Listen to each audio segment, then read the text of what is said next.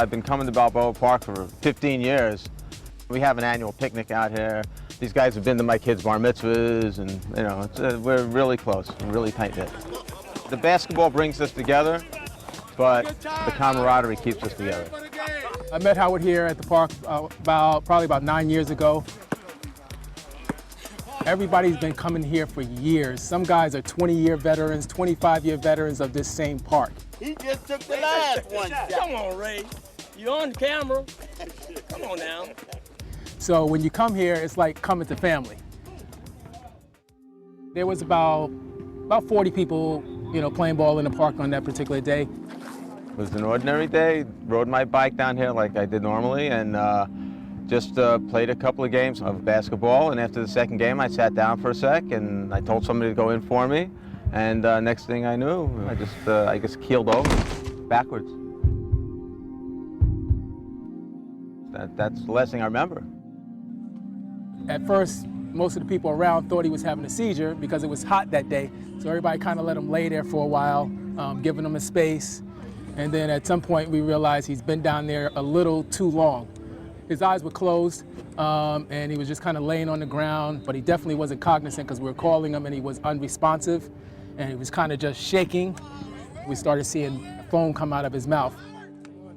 I was taking my son Gavin to Balboa Park to coach a Pee Wee girls basketball team. When I got to the door of the gym, somebody from outside was running, yelling that there was a man down on the outdoor basketball courts. I looked and saw a crowd of people standing around, a person lying on the concrete. I'd been told that he was having a seizure, and after a few seconds I felt that this probably was not a seizure, and then announced that I was a physician, and then quickly examined the patient.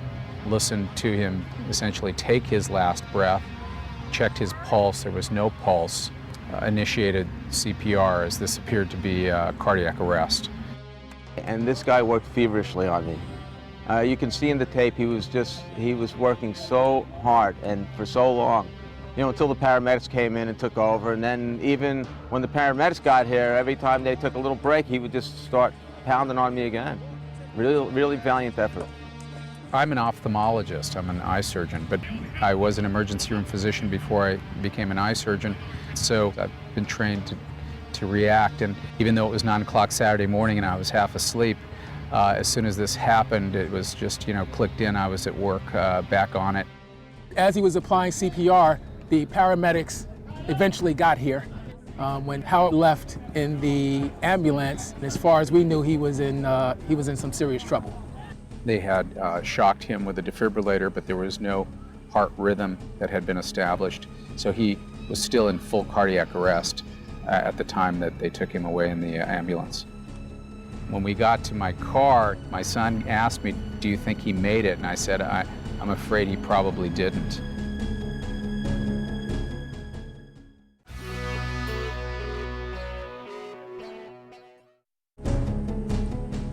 They had shocked him with a defibrillator, but there was no heart rhythm that had been established.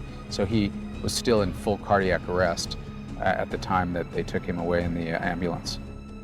When we got to my car, my son asked me, "Do you think he made it?" And I said, I'm afraid he probably didn't. And just after that, a group of guys from the basketball courts came over yelling, "Hey, Doc, he made it. You saved him." And I got out of my car and I just couldn't believe it. I had a massive heart attack on the court that day. 2 of my arteries leading to my heart to keep it beating were clogged, 98%. A couple of days later, I learned about what had happened. Basically, you know, he saved my life at that point. He's one of my angels, you know? He's absolutely one of my angels. When I arrived home with my son after the event, the first person I called was my father, Arthur, who is a retired cardiologist here in Los Angeles. And somewhat ironically, he was the first physician to teach CPR in California. When I first learned about it in November of 1959, back at the American Heart Association annual scientific meeting, there were 3 doctors from Johns Hopkins giving this talk that nobody had ever heard of before, of CPR. And it was so dramatic that when I came back to Los Angeles, I decided this is something that should be taught here.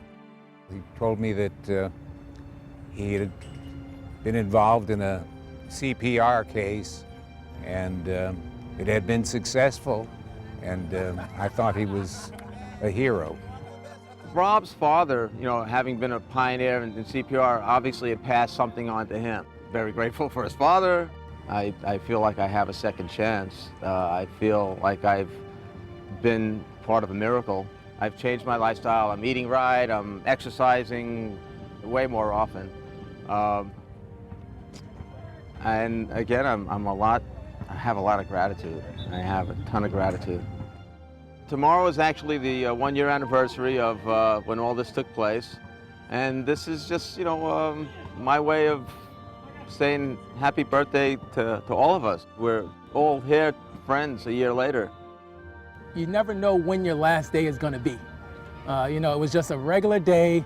You're out doing whatever you normally do, and all of a sudden, something happens to you. I don't consider myself a hero. I was just doing and reacting to something that I had been trained to do. Well, I'd just like to say thanks for everybody for showing up. Thanks to everybody for showing up. It's, you know, a year ago today, basically, you all saw where I was. And it means so much for me to be here. And it means so much that you guys, all the good thoughts and all the prayers that went out, and all the help. And I want to thank you guys all for being my friends and being in my life.